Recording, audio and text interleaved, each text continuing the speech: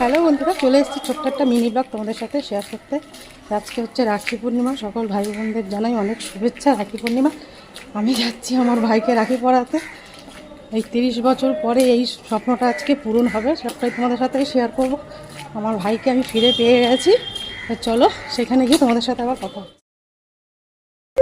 বাবা সুন্দর, ছোট দাঁড়া দাঁড়া দাঁড়া।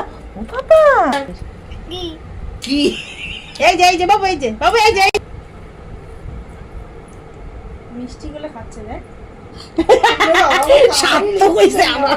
না না আমাদের বাড়ি চল চল।